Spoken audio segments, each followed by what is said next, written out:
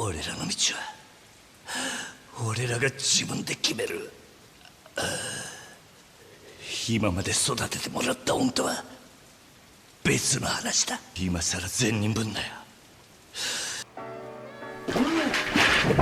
You know, even I forget when I could get one of these videos out every single week, but I guess life just goes on, right? So, sorry to say, guys, I've had to take a break because it's been an exhausting and a rough few weeks, and it's been kind of hard to be creative and productive these last few weeks, but luckily I'm back, and all that time has given me all the time I needed to play Yakuza 0, starring the most lovable and cute gangsters that you'll ever meet, and got me thinking.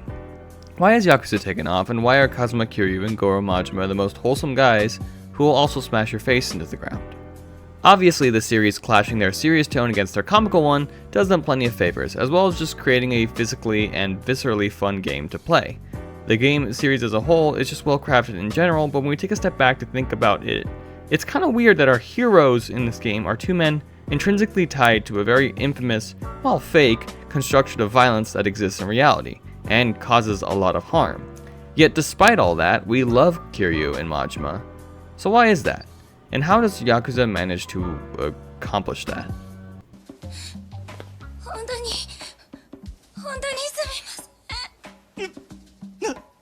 泣くなや。どこがお辛いんですか? Well, before we keep going, I think we need to take a moment to talk about protagonists. You know, those characters that are weirdly intrinsic to storytelling? They're the lens we see the whole story through. They're our guide through the sometimes ludicrous plots we're thrown into.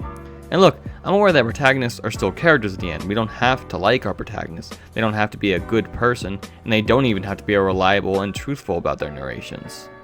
Nonetheless, this is still a very active choice from the writer, even if the reason is something as simple as a character insert for the writer. Those are choices. Maybe questionable ones, but that still is an active choice. And a little more specifically, who the author chooses to be our lens is going to inherently make us more understanding and sympathetic to their perspective. And this brings me back to talking about Yakuza 0, because Kiryu and Majima are Yakuza. They are gangsters who are part of this evil organized crime group that we are commonly taught to shun and disrespect. And I also understand that there's some cultural clash going on here due to Yakuza being in Japan and me growing up in the States. I'll never fully understand the weight of what that means. Regardless though, even just based on the fact that they're criminals who had to, break crimes and get hired for hitman jobs, they're not supposed to be the good guys, right? If anything, Kiryu and Majima specifically in Yakuza 0 are the grunt type of Yakuza that in video games you beat up. They're the throwaway fodder. Even in this game, standard Yakuza are just thrown in for you to punch and overcome. Because they're bad, right? 兄弟はもう向かってねえや。じゃあ俺はどうしたらいいんじゃ。真島さん。あんたは俺に兄弟裏切れっちゅうんか。このまま見殺しにせっちゅうんか。Well, not exactly. As anyone who's ever played a Yakuza game before can tell you, our two boys are some of the softest and sweetest men you'll probably ever meet. If anything, they're almost a complete subversion of the type of character you'd see in these serious, gritty crime noirs.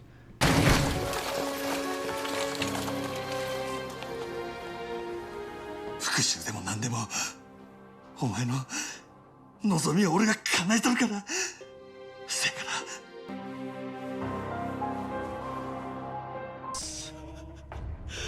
くそ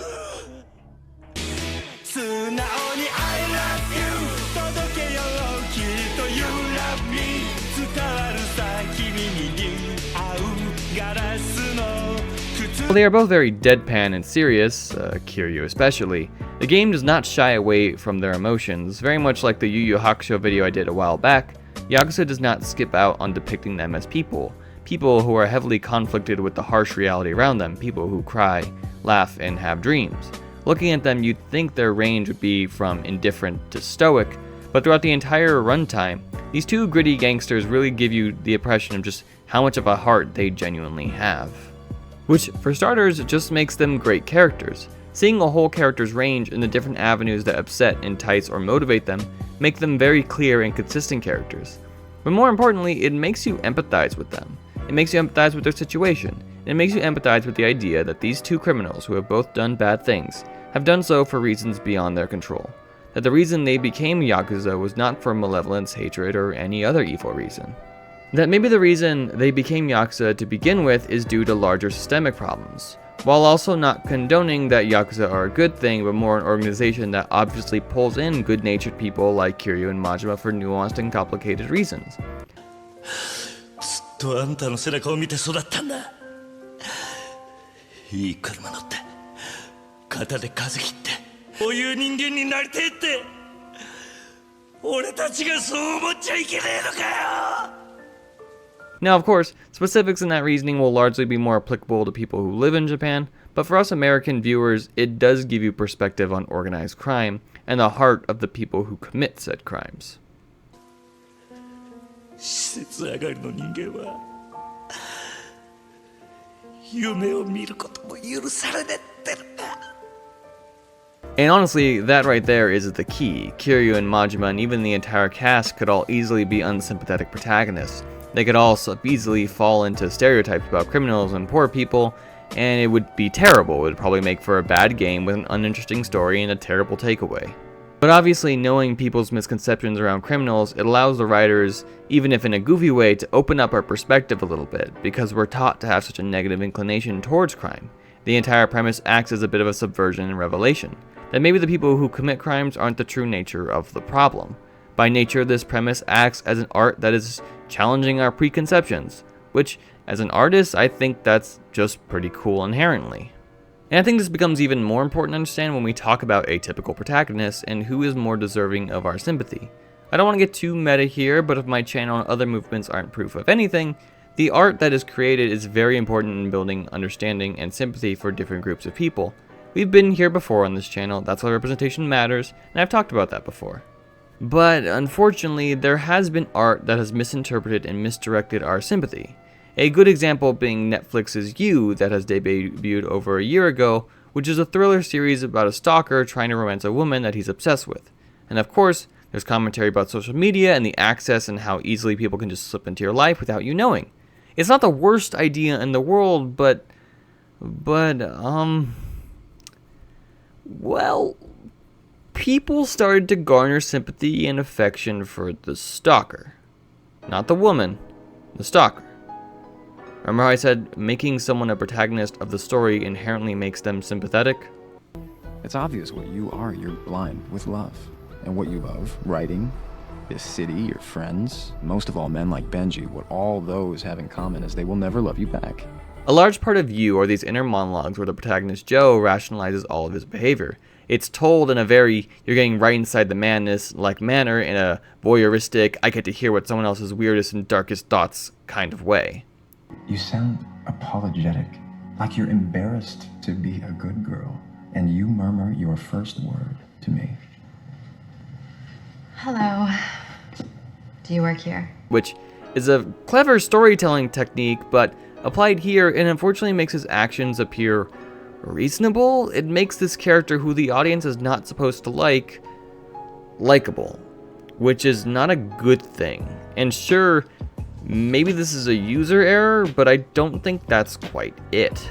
Because we also have a movie like American History X, a movie literally about skinhead white supremacists, neo-Nazis. White people commit crimes against white people too. Yeah, but they're not offing each other in record numbers all over America. Look at the statistics, for Christ's sakes. It's 1 in every 3 black males is in some phase of the correctional system. Is that a coincidence, or do these people have, like a racial commitment to crime? That fucking monkey had run some kid over. Everybody would have a very different opinion of this whole matter. They'd be focused on Rodney King and not on these officers, but instead, he just attacked a few cops. And while you could say a lot of people understand that it's about the condemnation of that hate, those said skinheads will say it justifies their motivations, not to mention the other more subtle racist tropes within the film. And that movie was nominated and awarded, with numerous people being brought to tears over the morally compromised subject matter. And so we have these two stories of many that bring attention to these predominantly men who do morally compromised things and garner sympathy from the audience. And the reason why 2 are bad and 1 is good is because 1 is about people who rarely are given sympathy. Least of which in the United States, 2 Japanese men who are also criminals. This is not what we're taught to have sympathy for, because of the long history of racist and classist ideology. In a show like You, even if unintentionally, it justifies a long history of men being physically and emotionally manipulative and abusive towards women. If anything, these behaviors have a precedence for understanding and even reward. You don't even have to look very far. Just look at 80s romance movies. Men are creepy all the time, and they're still rewarded with love at the end. He's a peeping Tom.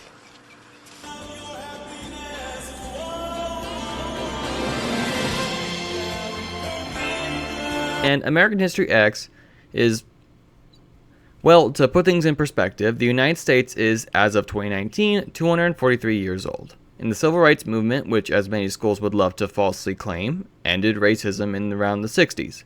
So, doing the math, the United States has, for its entire lifespan, only lived about 20 to 25% post-civil rights.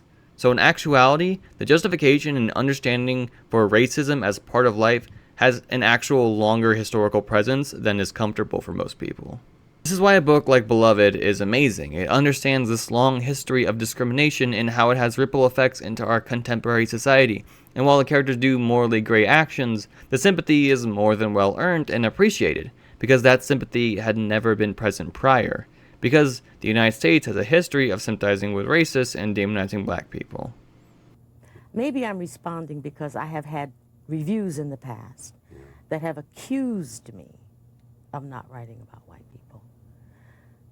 I remember a review of Sula in which the reviewer said, this is all well and good, but one day she, meaning me, will have to face up to the real responsibilities and get mature. I've gotten a bit off topic, but I hope you're getting my point. When we talk about criminals, we're talking about protagonists and garnering sympathy for said protagonists. Of course, not all protagonists need to be morally perfect heroes of virtue, but there does need to be that step of understanding who and why our protagonist is our lens, especially when, as artists, we do want our art to have some form of impact. Because even something like Death Note, where the author basically said, I always planned for Light to lose his battle and his ideology be proven wrong, then, the moral complexities can then be about the delving into the failings of how to combat this impact. And even then, people still sympathize with him and want him to win.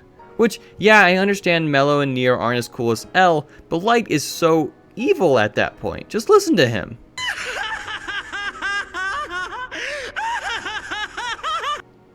That's not a good guy laugh. Please, I do want to clarify, I don't mean to make light of any of the media I discussed today, especially some of the heavier matter. I'm aware that Yakuza is a very silly game, that's just so happens it also takes itself very seriously as well.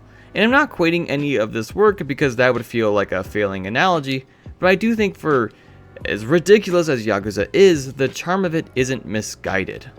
It takes a lot of misconceptions about young men who commit crimes and turns them on its head. And it's goofy, and while that makes the material lighter and easier to digest, I find it appealing just because we don't get that very often. Let alone the fact that they're also men of color and speaking Japanese the whole time. And believe me, I also recognize that it is not free from the problems of media. It's still, like many things, not very great to women. But despite its failings, Yakuza is still worth playing and enjoying, because even if it's not grappling with things in the most sophisticated manner,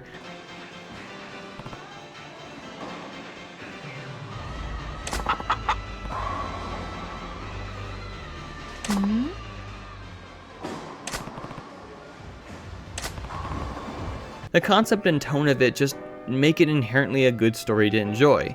Understanding how side quests work and how Kiryu would spend his day make it perfect sense for why he and the player would just wander around the town and help people with their mundane issues. Because he's just ultimately a good-hearted guy who just wants to help people. すまね兄弟。お前にここまでさせちまったのは俺のせいなんだな。Sure, Majima is a hitman, but not one that isn't afraid to help a little girl get the 7th stuffed animal out of a claw machine, because her parents don't spend enough time with her. They're silly and over the top, but filled with an earnest desire and compassion for people. Nor do they make light of the morally compromised actions they've had to make, and still reminding that despite all the things they're doing, they're ultimately trying to do what's best for people. Which I think is pretty cool. ダメだねダメよダメなのよあんたが好きで好きすぎてどれだけ強いを避けても歪まない思い出がバカみたい